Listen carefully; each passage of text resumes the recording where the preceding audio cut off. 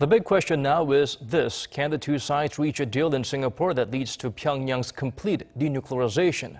More importantly, will the outspoken, larger-than-life leaders get along and make the most out of this rare meeting? Lee-Ji-won help us gauge how things could unfold when they sit down to talk.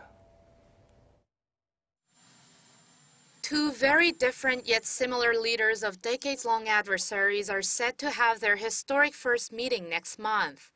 Just by looking at their age, the two leaders are a generation apart, with U.S. President Donald Trump more than twice the age of Kim Jong-un. The two also rose to power in contrasting ways. While Trump is a businessman turned politician who climbed his way up to the nation's top seat, Kim was born into the regime's ruling family, who have been passing down the crown for 3 generations. But the two also share similar backgrounds, like being born into rich families and having international levels of education. Whether there's a spark between the two leaders could be crucial in the upcoming North Korea-US summit, as Trump has emphasized the chemistry between him and his counterparts when meeting other world leaders.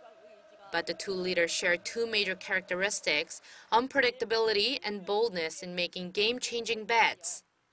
After bravely jumping into the world of politics and winning his presidency, Trump has made a series of radical gambits. Kim, too, has been making such series of bold moves, especially in opening up his regime after his New Year's address. It is this unpredictability and boldness that enabled the Pyongyang-Washington summit, as it was unimaginable just a few months ago, with the two leaders having exchanged harsh rhetoric last year. It is also because of the two leaders' bold, decisive traits that many experts have speculated a complete denuclearization deal could be made during their meeting.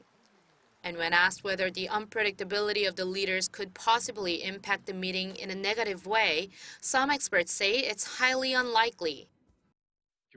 Kim has become much more predictable in the past few months. There were no major turnovers in recent North Korea-related events, and as for Trump, he believes his sanctions and pressure campaign were effective in finally bringing Pyongyang to the table.